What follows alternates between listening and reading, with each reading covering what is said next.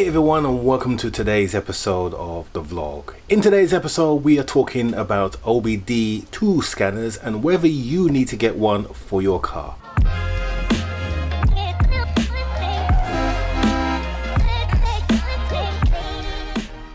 So when you think about the modern day cars use the CAN bus system. If you're wondering what CAN bus stands for, the CAN stands for Controller Area Network. Now what that is car manufacturers many years ago used to have one massive wiring loom for all the various different components on the vehicle. So when you had an indicator bulb, you can trace it right back to the two wires that connected right back to that bulb. But the modern day car is so full of sophisticated computer systems, ECUs and various body control modules, the wiring loom for modern day car will be absolutely huge. So back in 1983, and here's a little bit of a history lesson, Bosch invented the CAN bus system. And this system essentially is a bit like a computer network. To really break it down in layman's terms, if you imagine your broadband at home, you have a one wire that goes down to the street, and then that wire connects you into the internet, and there you can talk to billions of computers around the world. And the CAN bus system is pretty much the same. So essentially you have a wiring loom, a simplified wiring loom that connects all the various modules together, and then it uses the wire as a network cable to be able to communicate to those various bits of equipment.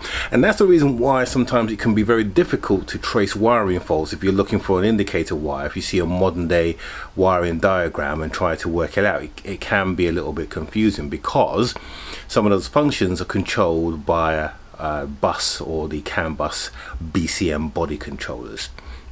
So where does the OBD come into play? Well, the OBD system, or onboard diagnostic, which is what OBD stands for, and version 2 is 2, which is what we currently use. What that does is it talks to those modules and pulls off any codes that those modules produce.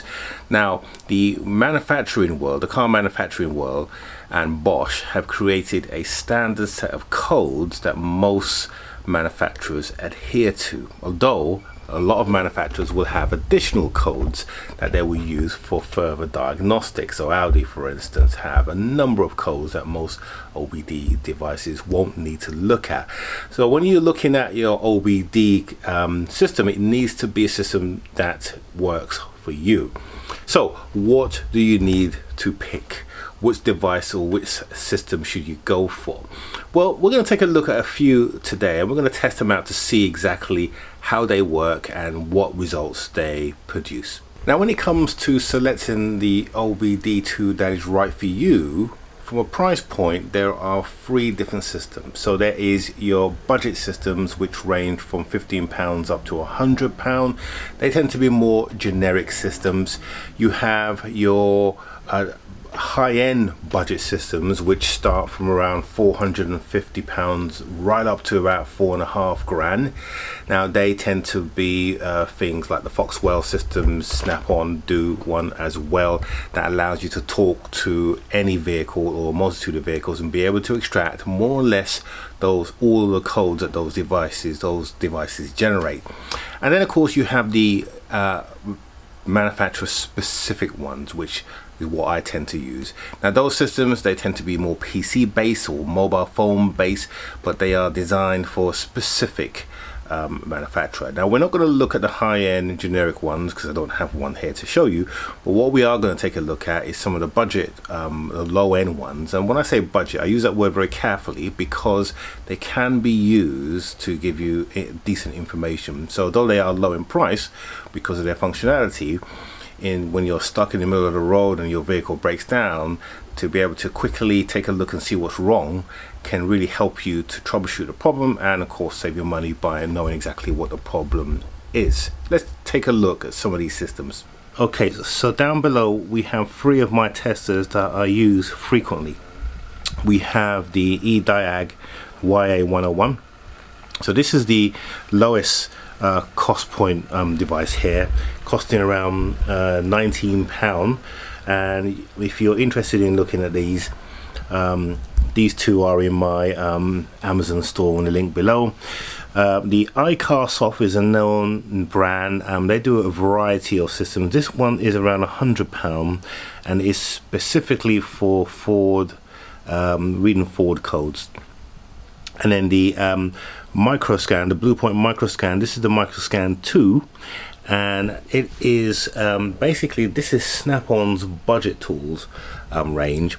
It's an older one because it uses a serial cable, but I use this for older vehicles, but also if I'm in a tight spot and I need to figure out what a code is, I tend to use that. Now, what these three coders have, or OBD2 have in common, is that they have no power. They are powered by the car, so when you plug it into the car, that provides the power to read them. So just how good are they? Well, let's take a look at the SEAT, because we know that we've got some codes in the SEAT, and let's see if these readers pick those codes up. Okay, so the first thing that we need to do is to do a scan of the car. So let's just restart again. So we're going to do an auto scan, and we're going to start, and what it should do now is start talking to all the different BCM modules in this car and give us a status of the current codes. So this will take a little while, so we'll speed this bit up in the interest of saving time.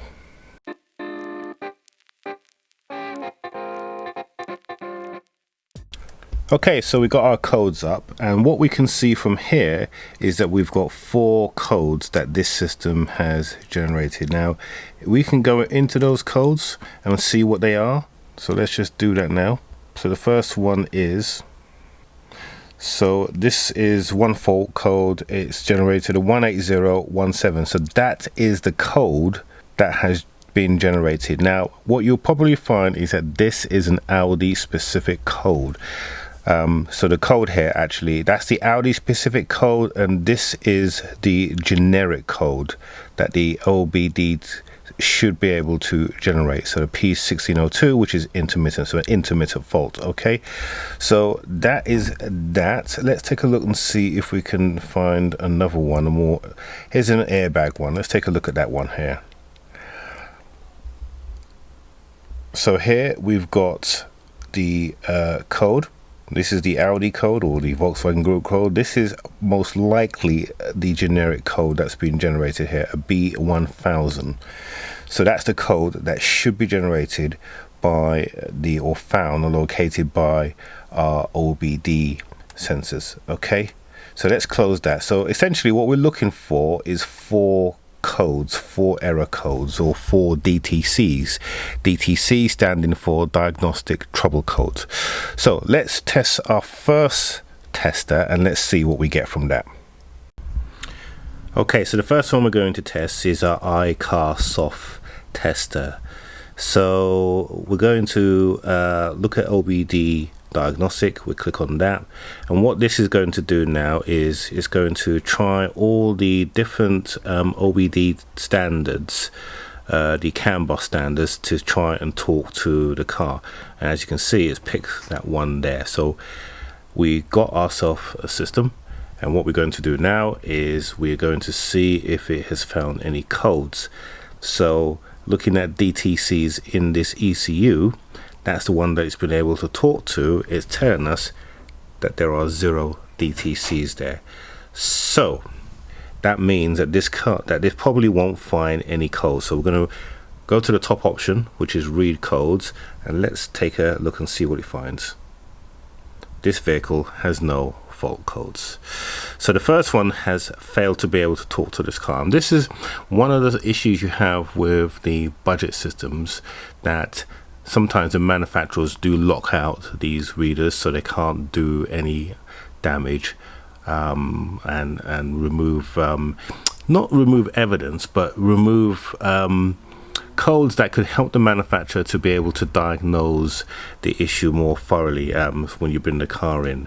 What these are good for, these budget ones, are removing sort of codes that are pretty much generic and simple, like check engine codes that have since been erased, and that's the kind of thing that these things will pick up. So the iCar soft didn't pick that up. Let's try our next one, which is the eDiag. Okay, so next on our test list is the eDiag YA101. Now this is the most simplistic of all the tools that I have, in a sense that it will give you all the basic information that you need here on this one screen. 4 buttons to operate the whole system. You have your return button, your OK, and your up and down. It couldn't be more simplistic than that. So let's take a look and see what this will pick up. So we're going to do a diagnostic, and again it will check all the different ISO standards for CAN bus to see which one this car uses. So that it will go through and scan. When it finds the right one, it will then show us the information that it can read. So here it's given us a DTC count of 0, exactly the same as the iCar soft. Monitor has given us a reading of 6, again the same as what the iCar soft did as well. So basically, if we go back now, let's see if it will read any codes. Now this one gives us 2 options. It gives us stored codes and pending codes as well. So we'll take a look. It tells us there's no codes in this module. Any pending codes? No codes in this module. And that again is the restriction of the lower budget end, that the car will not allow it to go and pick off those deep codes that you would need. So for example, the airbag module, this won't be able to talk to that, because the airbag module, as you can imagine, is quite a complex system, and you don't want anyone just resetting those. In fact, you can't reset those unless you fix the issue. So this won't wipe airbag codes, but what it can do is it can give us live info of what the car is doing. And again, the iCar soft can do a similar thing as well.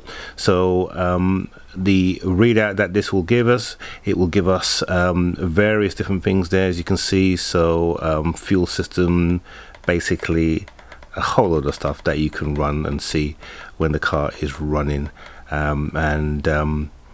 Yeah, it's a pretty good system. And what I like about this system, £19, that's what this costs. And what's good about that as well, you can do a voltage test. Let's take a look at that. It's telling me 11.7.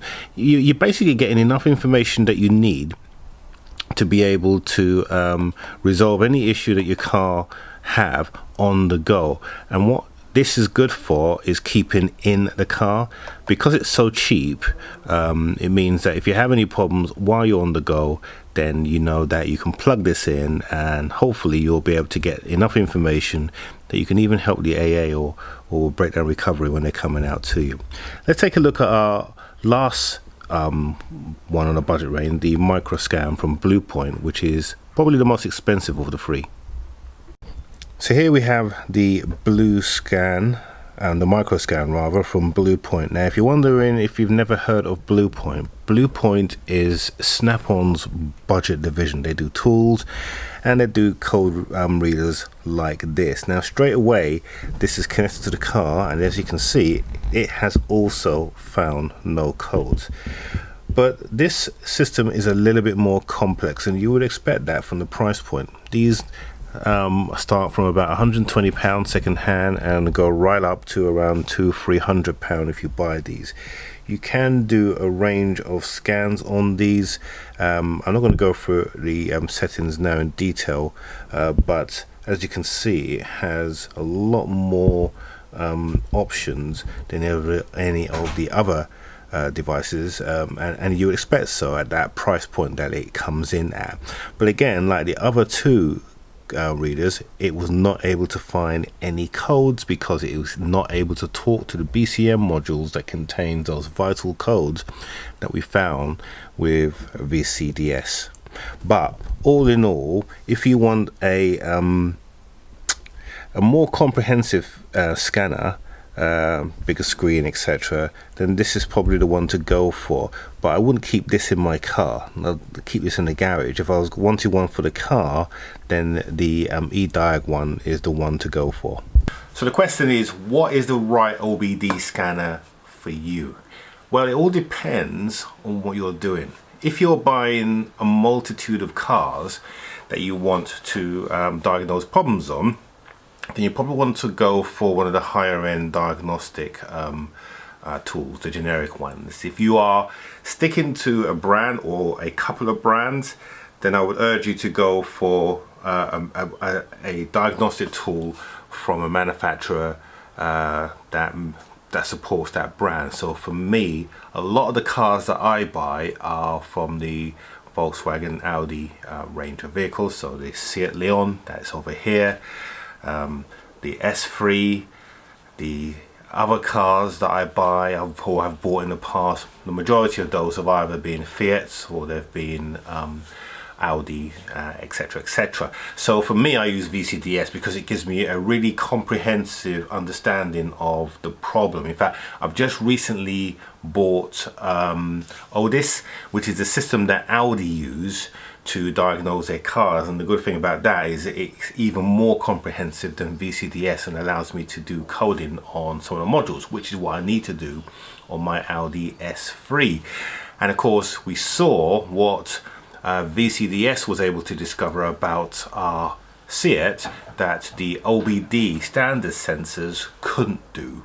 Now, the benefits of buying something like VCDS is that it comes as a software, so there's constantly upgrades for your laptop.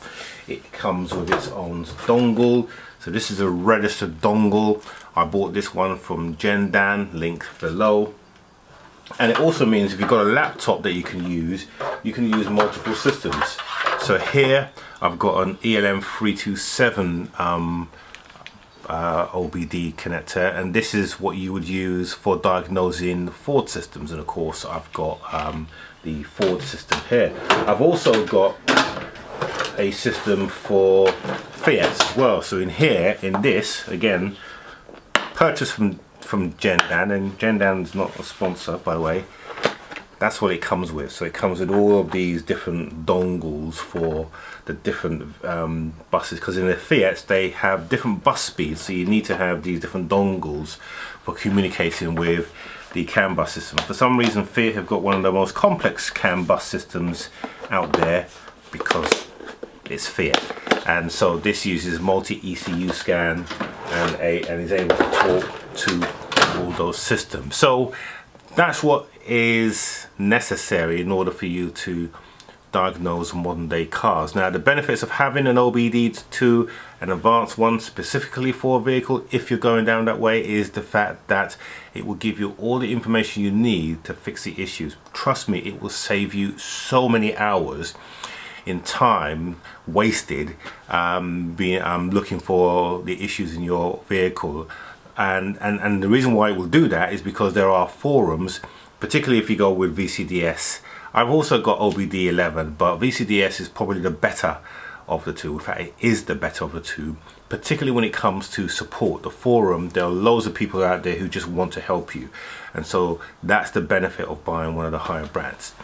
So in summary, if you need a budget OBD2 reader, the three that we highlighted are really great because they'll give you the basic information that you need to resolve issues in your vehicles, and can help you to fix those pretty quickly. If you want more comprehensive, if you feel that you are technically capable, because there is a level of skill that is needed in order to understand the output of what these systems are, even though you can get help from the forums, then obviously buying the vehicle specific one is the best option. So I hope you found this interesting. If you have, give us a like down below, and don't forget to subscribe down here if you are a casual viewer, and click on that notification bell where you will hear any more developments.